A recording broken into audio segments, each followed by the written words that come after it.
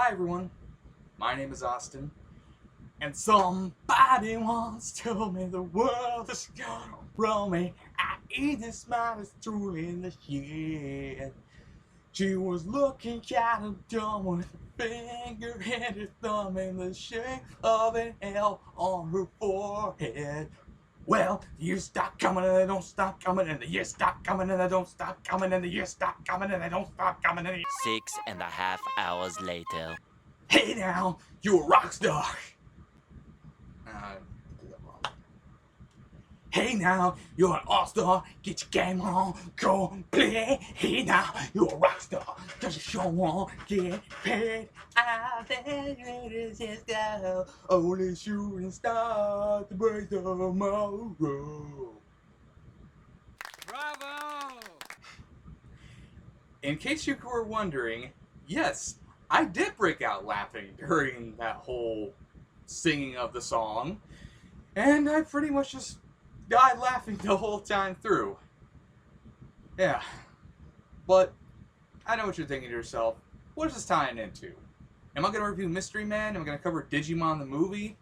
And the answer is close, but you're wrong. Instead, I'm going to be covering, well, a film that is 25 years old. Yep, 25.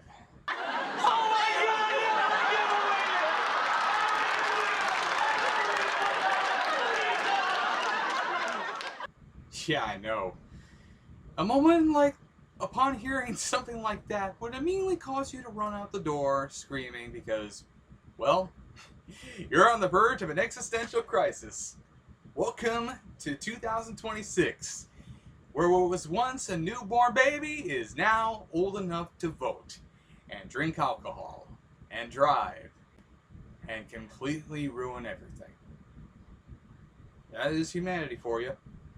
The more you get older, the more you are willing to destroy everything. Anyway, enough about that. Today's review subject in question is Shrek. Directed by Andrew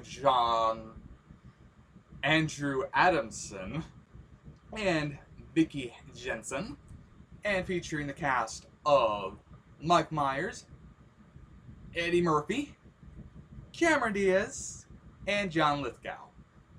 Yeah, I almost said Dana Carvey was in this thing. He's not. Although I could see this working with Mike Myers and Dana Carvey, but that would be an entirely different movie in general. In fact, that'd probably be Wayne's World 3. Anyway, enough about Wayne's World. Let's talk about Shrek.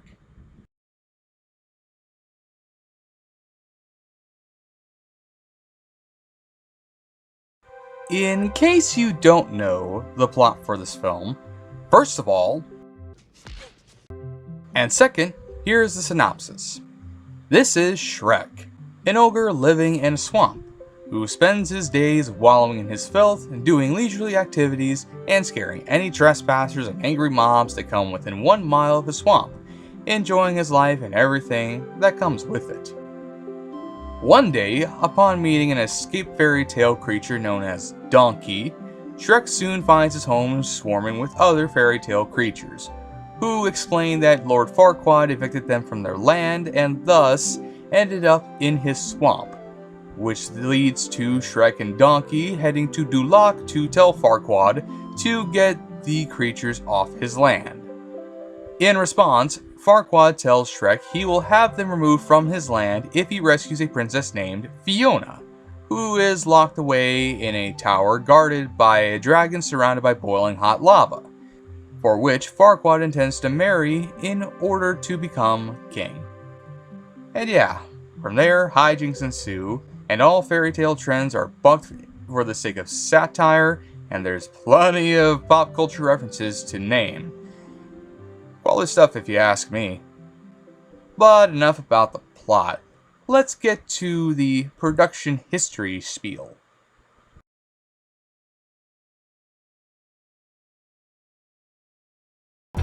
Production began right around when DreamWorks Pictures was founded, when producer John H. Williams acquired a copy of Shrek, which I forgot to mention started out as a children's book by William Steig from his kids.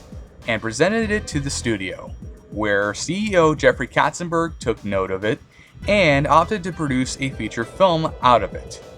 In terms of the creative drive putting the film together, William said, "Every development deal starts with a pitch, and my pitch came from my then kindergartner, in collaboration with his preschool brother.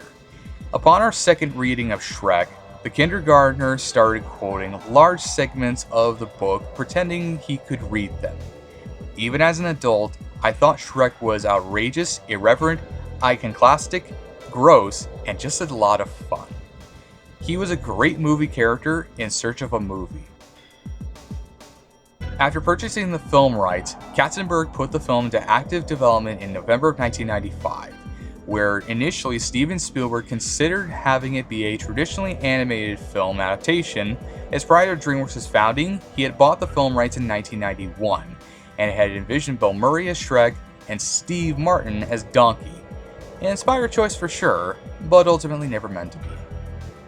During the start of production, co-director Andrew Adamson was not willing to bow down to Katzenberg's demands, and had even argued with him on how much the film should appeal to both children and adults, as while Katzenberg wanted both sides of the coin, he viewed some of Adamson's ideas, namely certain innuendos and even music from Guns N' Roses on the soundtrack, to be borderline crazy. And please bear in mind, there's certainly some adult moments that appear quite a bit in the final version.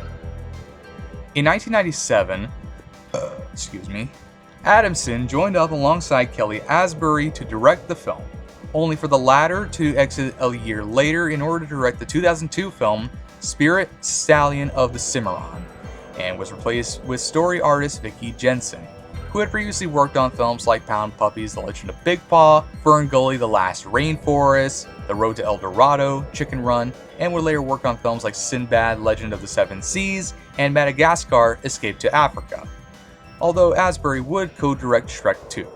And in terms of his credits, Asbury worked on many films throughout his lifetime, such as The Black Cauldron, The Rescuers Down Under, Beauty and the Beast, The Nightmare Before Christmas, Toy Story, James and the Giant Peach, The Prince of Egypt, Chicken Run, Kung Fu Panda, Madagascar: Escape to Africa, and Wreck-It Ralph. So he certainly did a lot during his lifetime, ultimately passing away on June 26, 2020 at the age of 60 due to abdominal cancer.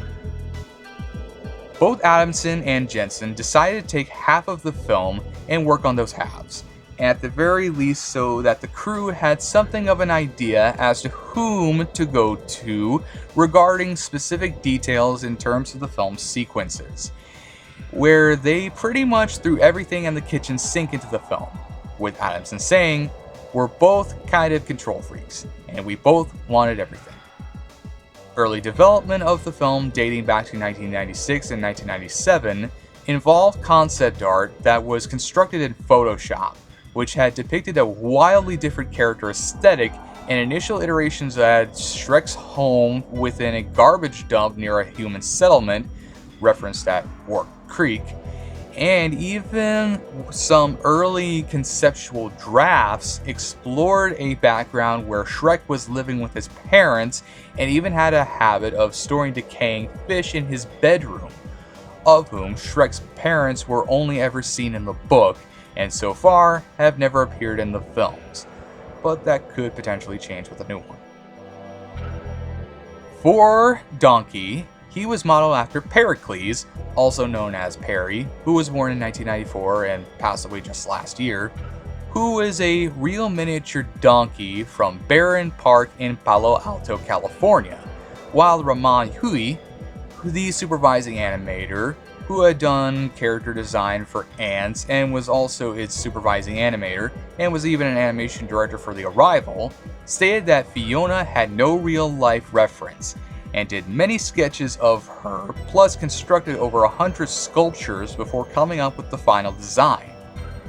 Earlier in development, the art directors visited Hearst Castle, Stratford-upon-Avon, and Drogheda for inspiration, while art director Douglas Rogers visited a magnolia plantation in Charleston, South Carolina as inspiration for Shrek's swamp, and characters that were considered but when unused included Goldilocks and Sleeping Beauty, because they couldn't afford the porridge and couldn't get Rage Against the Machine's Wake Up on the soundtrack. And now we move to the writing for Shrek.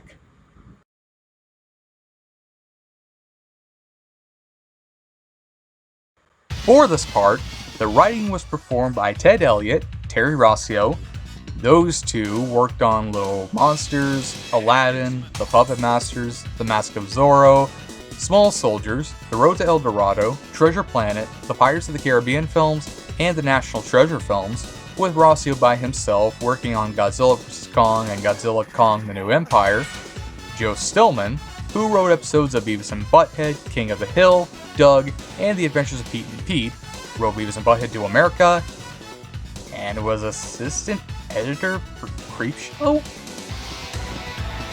Well, there's something you don't see every day. Anyway, and Roger S.H. Shulman, who wrote episodes of Alf, Pee-wee's Playhouse, Tiny Toon Adventures, Teacher's Pet, and Phil of the Future, and even wrote Balto, in order to adapt William Steig's picture book the best they could. The way that Steig bucked the norm when it came to conventional fairy tale fixtures in the original book, as just having an ogre be the main protagonist, was well on its way towards being the basis for the movie being a lampoon of fairy tales, and in 1997, Elliott and Rossio began writing for Shrek and worked on it for about 2 years, and were also credited as co-producers. They based the 4 main characters' personalities on maladaptive responses to issues related to self-esteem, and as the DreamWorks story crew designed the plot, their personalities remained intact, ensuring the thematic identity of the story remained like so, even pushing to have Shrek remain a misanthropic anti-hero when the studio wanted him to be a kind person judged for being an ogre. Now we move on to the casting, and the story that unfolded there.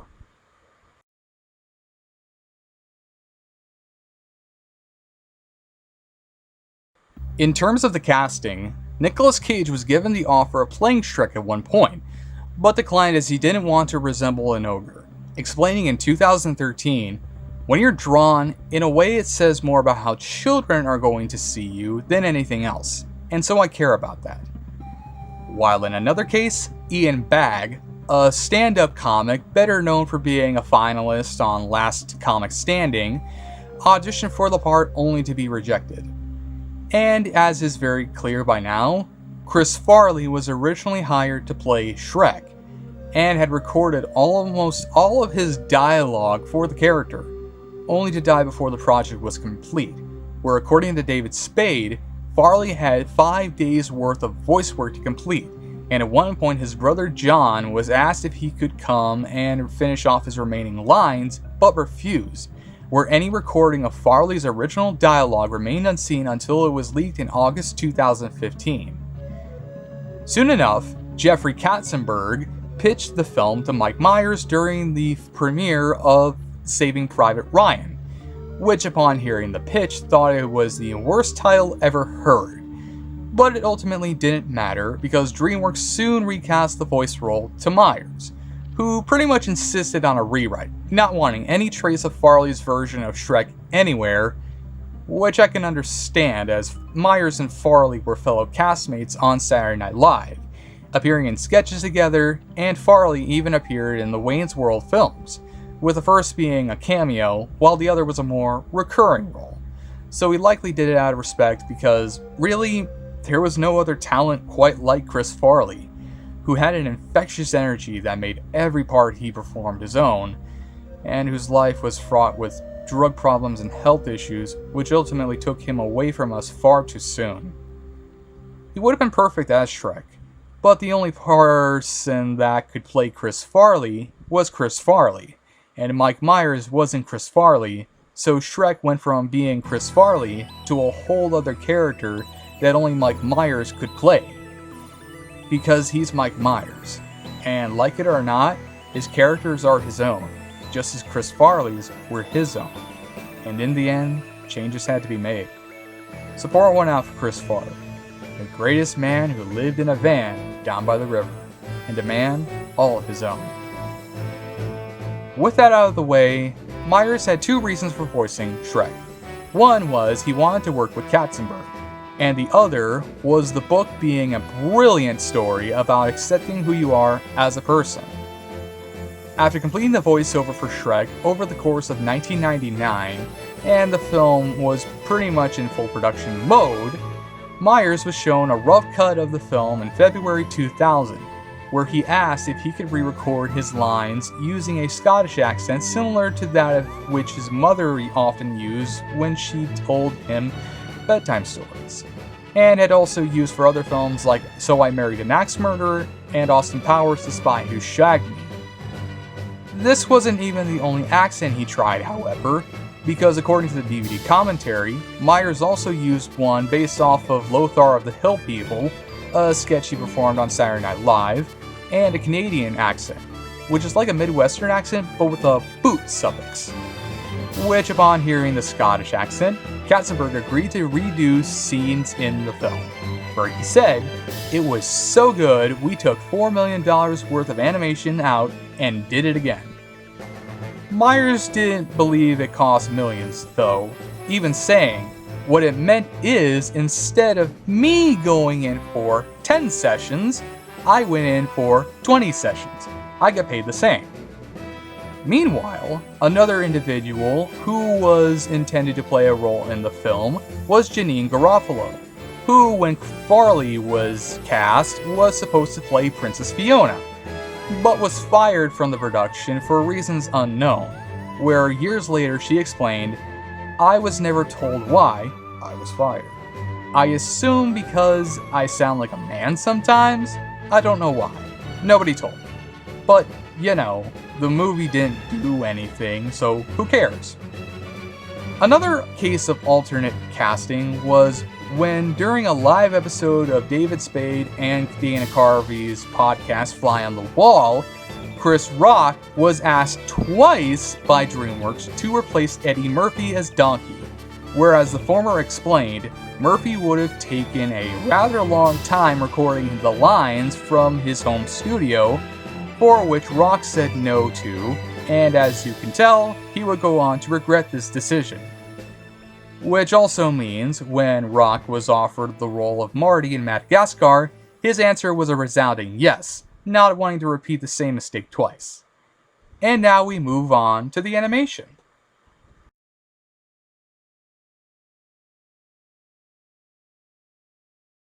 In terms of the animation, the film was intended to be a live-action animation hybrid using background plate miniature sets, with the main characters being composited into the scene as motion-captured computer graphics, with an Expert Vision Hires Falcon 10 camera being used to capture and apply realistic human movement to the characters, with soft image being used along with mental ray.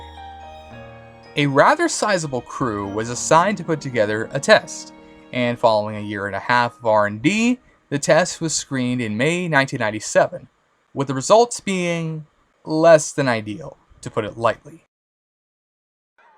It's hideous! Ew!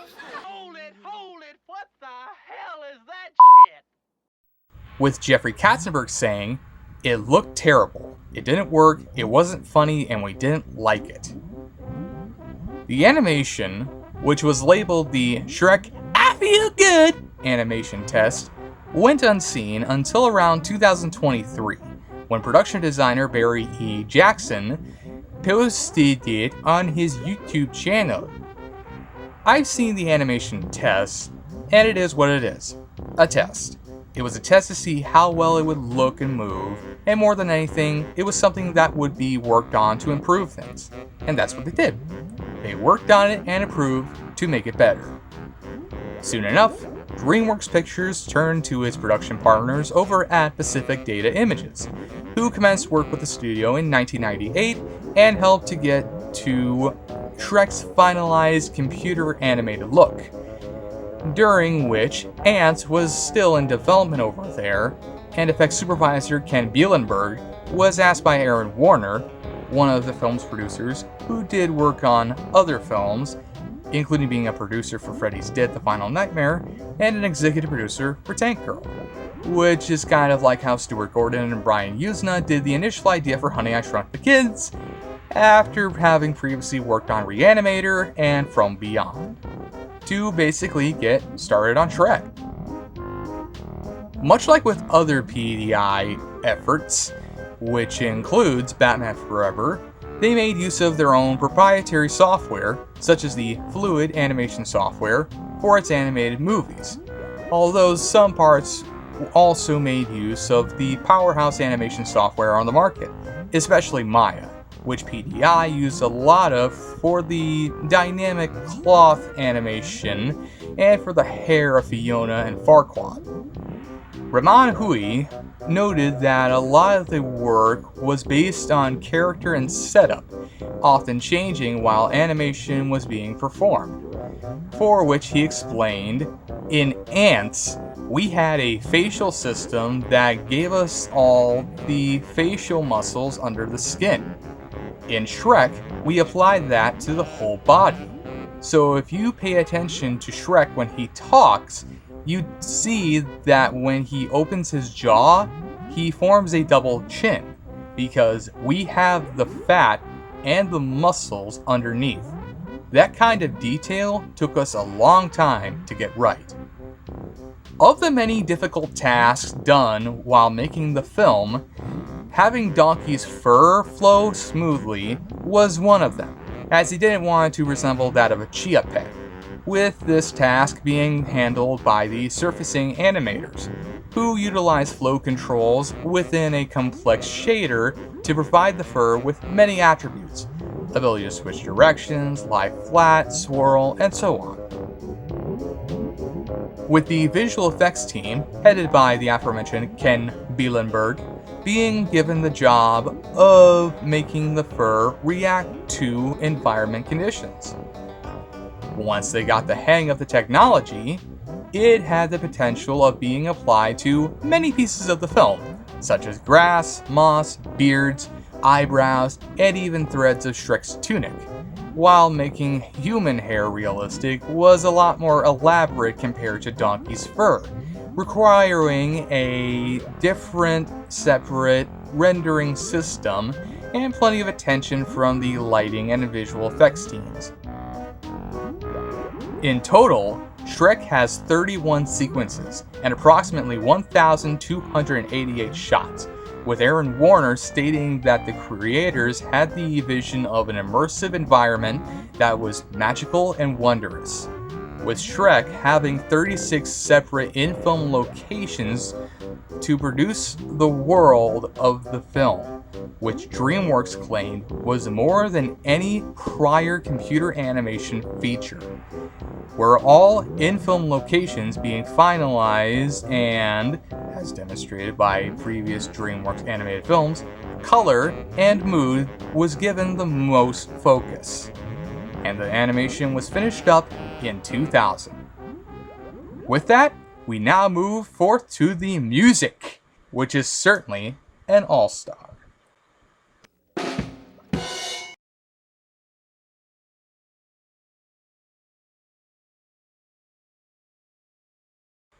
For the music, it should be noted that Shrek marks the third DreamWorks film, and the only one in the Shrek series, to have Harry Gregson Williams, a composer who's worked on the Metal Gear video games, the first two Chronicles of Narnia films, Phone Booth, many of Tony Scott's films starting with Enemy of the State and ending with his final film Unstoppable, some of Ridley Scott's films like Kingdom of Heaven, The Martian, The Last Duel, House of Gucci, Gladiator 2, and his upcoming The Dog Stars, The Rundown, among numerous other credits, with his younger brother Rupert also being a composer. Collaborate with John Powell. His credits include Face Off, the Bourne movies, Happy Feet, United 93, the Wicked films, Drumline, The Italian Job 2003, among many others, in order to bring together the musical score following Ants and Chicken Run. As for why Powell was left out of the rest of the Shrek series, it was due to a conflict with Gregson Williams, ultimately ending their partnership in order to focus on individual projects in order to avoid being pigeonholed, thus making this their final collaborative effort together.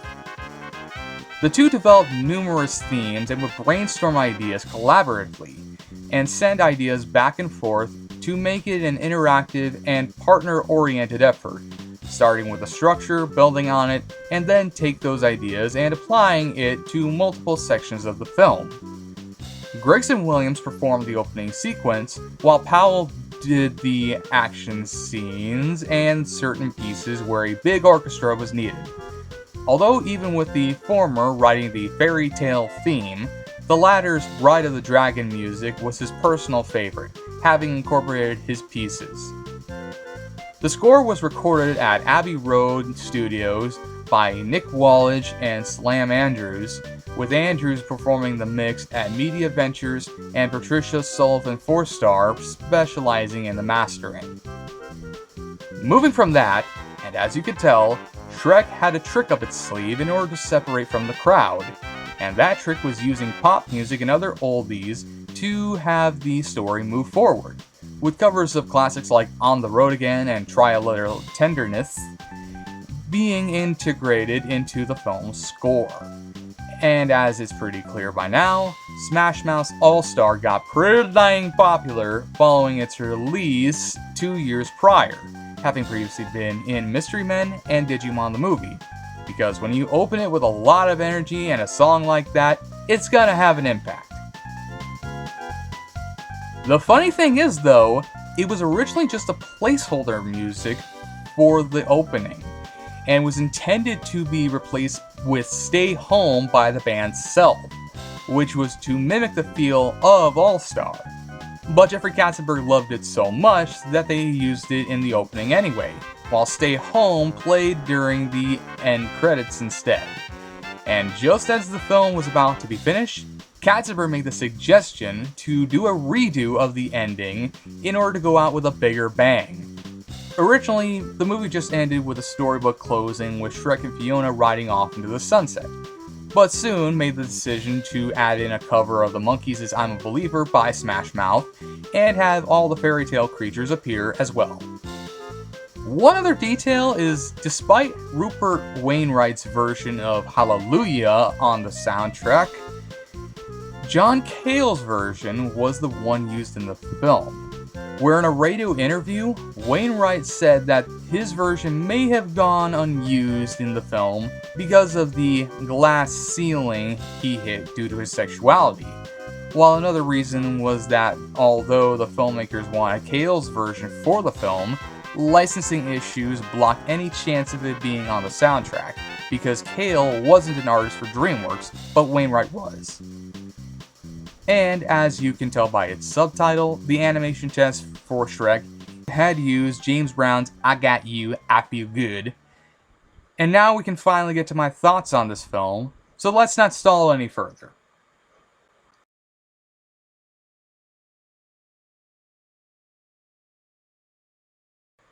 Shrek is one of the most important films for me, and a film that growing up was a childhood favorite of mine, and I constantly watched all the time with my old DVD copy of the film. At the time, it was in a full screen presentation, which was not the most adequate way of viewing the film, as that was meant solely for poor households still stuck in the VHS days when nobody was aware that the widescreen presentation of films was meant to showcase the film how it was in theaters, which had more stuff going on and was the whole picture, and you still had some that didn't know how to handle it. Not that it mattered, I still watched it anyway, because it was so good you couldn't even imagine. In fact, upon getting that DVD in the opening, it was me finally being able to have the film in its correct presentation, which means now I can see Shrek in its true form. But full screen, widescreen, cinemascope, shawscope, smell-o-vision, sense around, however the film looks, sounds, or had some weird gimmick that made it memorable, one thing is very clear about Shrek. It was a great film 25 years ago, and it's still awesome now. And it still ranks as one of my favorite animated films of all time, and if I stop to really put the list together, maybe even one of my favorite films of all time. And still holds up along with many other DreamWorks efforts, including Shrek 2, which is also hysterical when I stop to really think about it. It's still funny, heartfelt, and just a joy from beginning to end, and still stands the test of time along with the best animated films of that decade, including Monsters Inc., which came out the same year. To start, we have to discuss the animation, because while it may not be as advanced as later Shrek films, it still is amazing to look at, with colorful settings, various designs, and smooth movement that is still impressive for what 2001 was able to offer at that point. A lot of what you see is very nice to look at, and feels like a fairy tale come to life. With lots of castles, grassy fields, and other fantasy-like settings befitting of this universe, as well as areas reminiscent of real-world places, with an appropriate environment for stuff just like this, and character models that match said environment without missing a beat. Shrek's animation is incredible, and definitely set the tone for what the sequels would go on to outdo, something which any good film should do, set a standard for which its sequels can improve upon, which come Shrek 2, you definitely will see.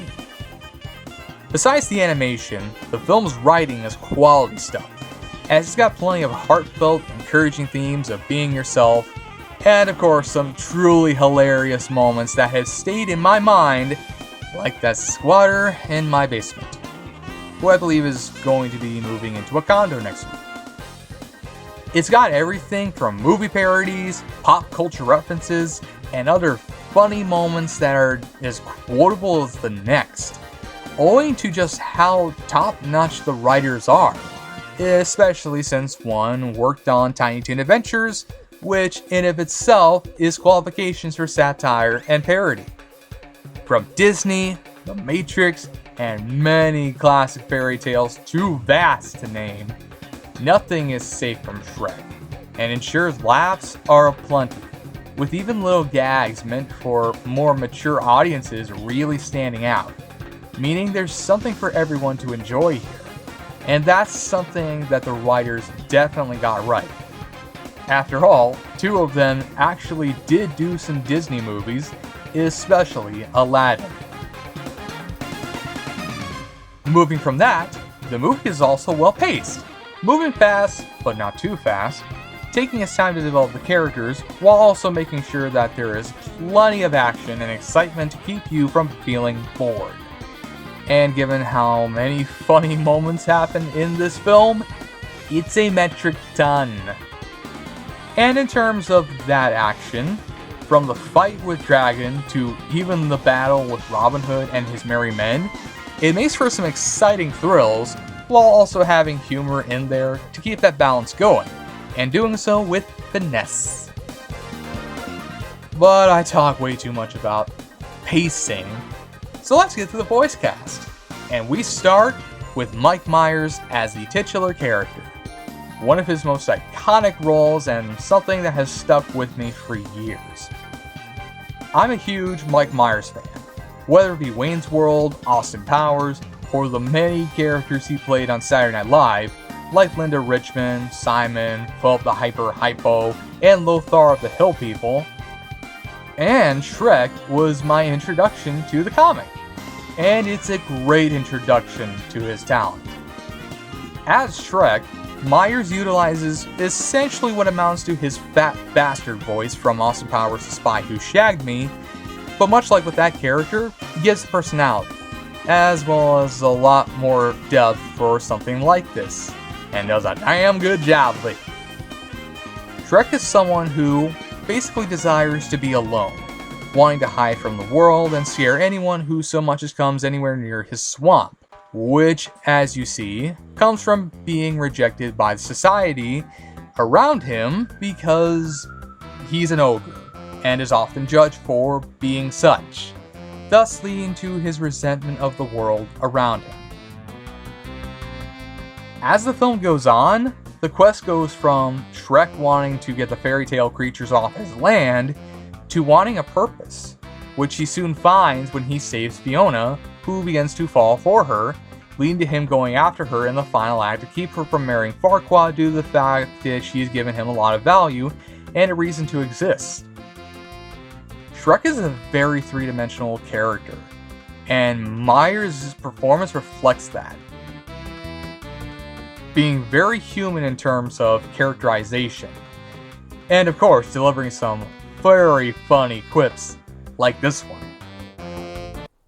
Ogres are like onions. Oh, he also voices one of the three blind mice, just something to note. Moving from Myers, you have Eddie Murphy as Donkey, a fast-talking, smart-alecky, and very excitable donkey who becomes Shrek's sidekick for the adventure. And maybe one of the children who went to Pleasure Island and was still able to speak after being transformed into a donkey before escaping the coachman. And what might your name be? Alexander. So you can talk. Yes, sir. I want to go home to my mama. Oh my God! Take him back. He can still talk. Please, I don't want to be a donkey. Let me out of here. Quiet! You boys have had your fun. Now pay for it. Hey, this is some scary shit! Yeah, I really like Pinocchio, but that's not important right now. What is important is that Murphy is hilarious in this film, making Donkey a very funny and incredibly likable character without coming off as annoying, with plenty of fast-talking and energy to keep the entertainment aplenty, without hogging the glory of the cast, ensuring that everyone has a moment to shine. Donkey is also my introduction to Murphy, prior to eventually discovering this. Are you driving with your eyes open? Are you like using the force? And also helped to cement his greatness up to this point after his previous voice role as Mushu in Milan, and also provides us with this classic moment. Ah, thank you! What do you know? Oh, this is gonna be fun. We can stay up late, swapping manly stories, and in the morning, I'm making waffles.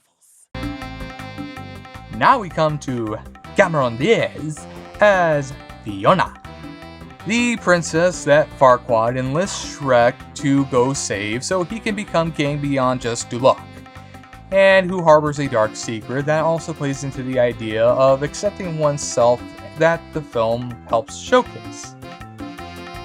Fiona is an example of a character with depth, and who bucks the trend of the pretty damsel in distress by being able to pretty much fend for herself, as well as the fact that, spoiler alert, she's cursed to be an ogre, a spell that can only be broken by true love's first kiss, only to find that she is beautiful in the eyes of Shrek.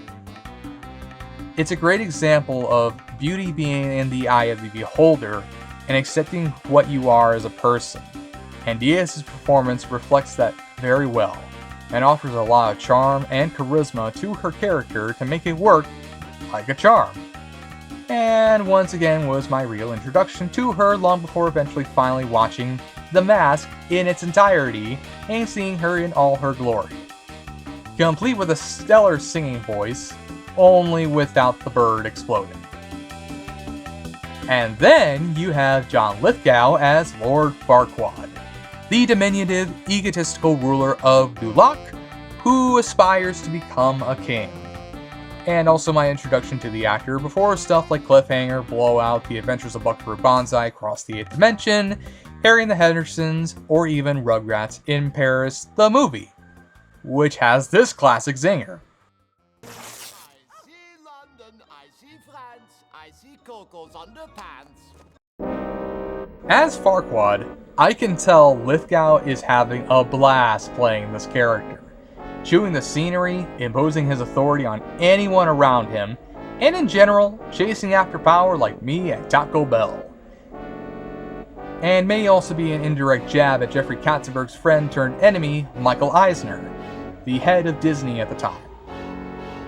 Farquaad is an incredibly memorable villain, and one that Lithgow plays very well, proving his talent was gonna go even further into the new decade. Other performances to note include Vincent Cassel, whose US-based film roles include being Baron Francois Toulour in both Oceans 12 and 13, Kirill in Eastern Promises, and Thomas Leroy in Black Swan as Monsieur Robin Hood, Conrad Vernon as Gingy the Gingerbread Man, story artist Chris Miller as Geppetto and the Magic Mirror, story artist Cody Cameron as Pinocchio and the Three Little Pigs, head of layout Simon J. Smith as another one of the Blind Mice, first assistant editor Christopher Knights as Thelonious and another one of the Blind Mice, producer Aaron Warner as the Big Bad Wolf, legendary voice actor Jim Cummings as the Captain of the Guards, the great Kathleen Freeman as the old lady who sells donkey because of his inability to quit yapping, and even director Andrew Adamson as the Duloc mascot who gets scared by Shrek. And to wrap it all up, the soundtrack is incredible. Not just the popular tunes included here, but also the score composed by Harry Gregson Williams and John Powell, which sound incredible and might be one of the more underrated parts of the film. It fits the tone of the film, in both the funny moments and the more serious moments, while also having some very action-packed parts that are very well constructed, which also shows that Gregson Williams and Powell had the formula down following Ants and Chicken Run, proving that even for 3 films, they made one hell of a team. It also proves that both would go on to do great things, with Powell composing 6 other DreamWorks films following Shrek, in addition to 8 films for Blue Sky Studios and 3 films for Illumination, and Gregson Williams doing future Shrek films, plus 2 other DreamWorks films, Sinbad, Legend of the Seven Seas, and Flushed Away, meaning that while they may never collaborate with each other ever again, they still do incredible things even today. But now I know what you're thinking. What about the popular songs on the soundtrack? Well, it's safe to say that All Star is still awesome, and easily starts the film on an exciting and entertaining note. While Smash Mouth's other song, that being the cover of the Monkees' I'm a Believer, is also a banger, and still makes me want to get up and groove. As does the original, which funny enough, appeared previously in Austin Powers' The Spy Who Shagged Me, meaning both Mike Myers films have good tunes. But beyond Smash Mouth, Self Stay Home is also a great song that I think about every day. Bahaman's cover of Best Years of Our Lives, previously performed by Modern Romance, is undeniably catchy. Like Wow by the late Leslie Carter is also memorable. Dana Glover's It Is You, I Have Loved is pretty cool. The Proclaimers' I'm On My Way is on par with their I'm Gonna Be 500 Miles in terms of quality. And Joan Jett's seminal classic, Bad Reputation, is awesome, and helps give the film a sense of flair. It's a pretty amazing soundtrack, one that fits with the scenes in the film, and also makes you want to dance until you fall to the ground, and then get back up after chugging a jug of water, plus some Gatorade. Because you gotta stay hydrated, know what I'm saying? And yeah, overall, Shrek is still a guaranteed classic, and one that every time I revisit it, it just keeps getting funnier and funnier.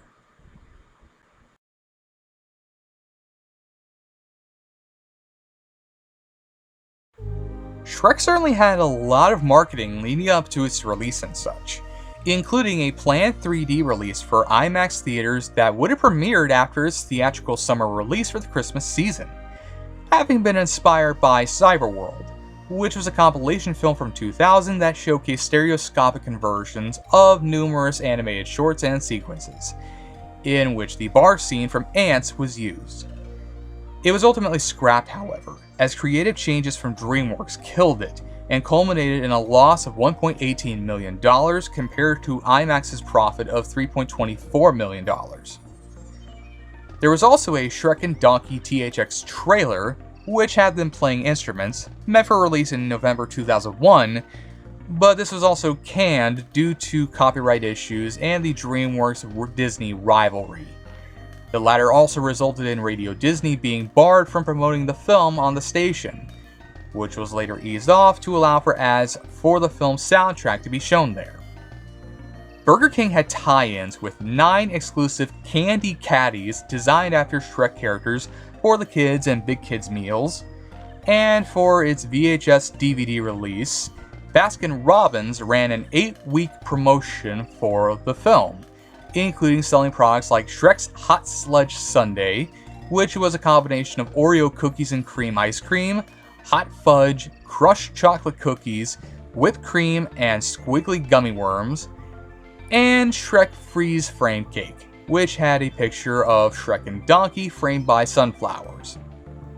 In terms of its actual release, it premiered at the Mann Village Theater on April 22, 2001, before having its worldwide release on May 18th, where it grossed $494.3 million on a budget of $60 million, and became the 4th highest grossing film of 2001, just behind Monsters Inc., The Lord of the Rings, The Fellowship of the Ring, and Harry Potter and the Philosopher's Stone / Sorcerer's Stone, meaning it was a huge hit, and it was in the same class as 3 other gigantic hits. It was also a critical hit as well, with Roger Ebert awarding it 4 out of a possible 4 stars.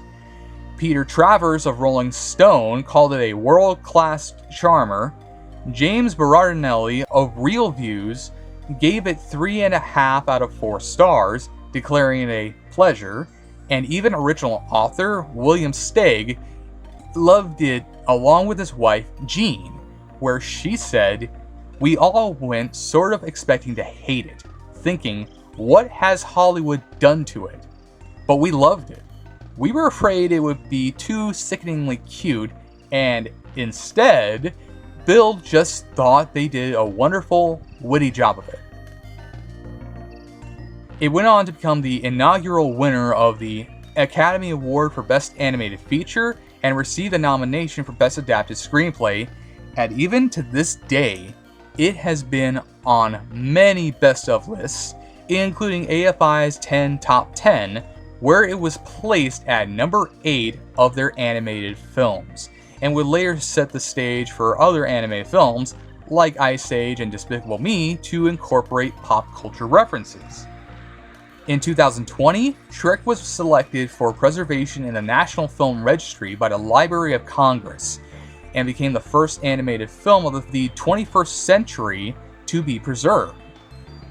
And of course, it became a huge franchise, spawning a crap ton of video games, including an appearance in Tony Hawk's Underground 2, a musical, a comic book miniseries, sequels, which would go on to make even more money, holiday short films, and spin-off films, meaning it was a juggernaut and then some. It was a phenomenon, and one that after 25 years is still amazing. And with Shrek 5 coming on the horizon, it's only going to keep growing. And that's not even counting the numerous memes dedicated to the film. Shrek is... Where'd you run off to? I have no idea what happened to him. Honestly, I don't know where he runs off to. I filmed the intros for 3 other videos that I currently have developing right now. They may come out sometime this month or later. I don't know. I have a very erratic schedule. But I'm going to tell you something right now. He's been running off some weird places. I don't know where he goes. All I know is that he wasn't in this intro, and now he's in the outro. I have no idea. Anyway, that's not important. What is important is this.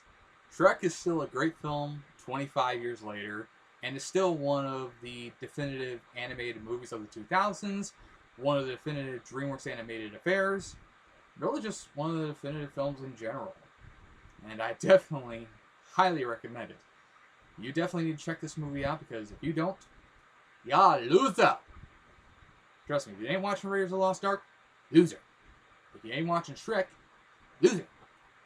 You better watch this movie, or else you are going to be a loser. That's you. Anyway, whether you decide to pick it up on DVD here, or you decide to pick it up on Blu-ray, or you decide to dig out your old VHS tape from like 2001 and decide to watch it that way, you definitely gotta go watch Shrek, because, I mean, it's just a great film in general. It's well animated, it's got great voice acting, it's got good music, it's got a lot of heart and charm, and of course, it is hilarious and incredibly well written. In fact, I think this laughter from this outtake here best sums it up.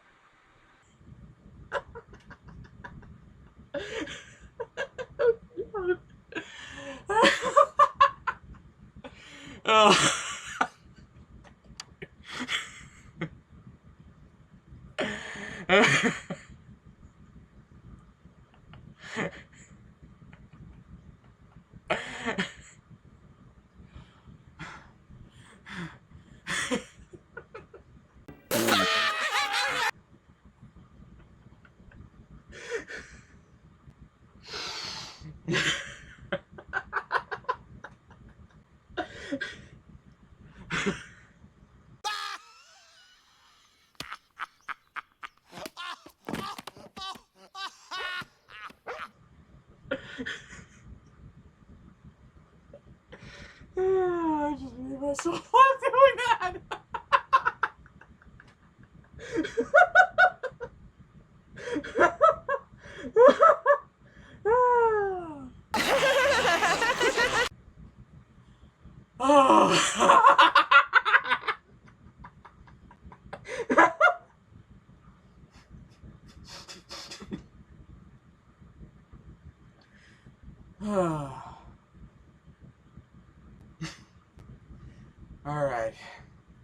Alright, now that I've gotten that laugh out of my system, I'm gonna finish the rest of this. Yeah, that was an outtake from the intro because, well, I could not stop laughing when I was doing that singing of All-Star. I mean, it was just so... It was so random and absurd that I just couldn't help but laugh. I had to actually film that in 2 separate segments just to put the whole thing together. And that's not even counting the 6.5 hours later. You get the idea. It took me a good chunk of time to do that without laughing, and well, here we are. And yeah, like, it's still a great film, and you gotta go check it out. And so with that, this concludes my 25th anniversary review for Shrek. I hope you enjoyed it, found it entertaining, educational, and I hope it made you want to see out this movie, because if you don't watch it, then me and this guy are going to sit on you. And trust me, you don't want this guy sitting on you. This guy weighs a ton. Like, he is big. Like, he could break a guy's back doing this sort of thing. Like, you know how Bane broke Batman's back in a comic issue? This guy can do that as well, but 20 times worse. Like, you could end up crippled. Anyway, like, you better watch it, and with that, I will catch you later. I'll see you next time.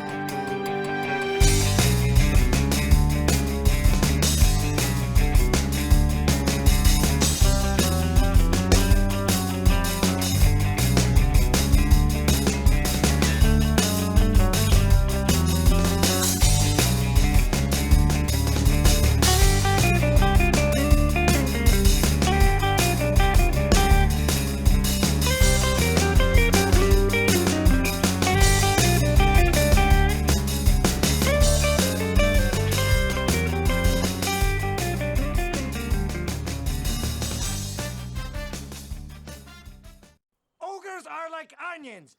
End of story. Bye-bye. See you later.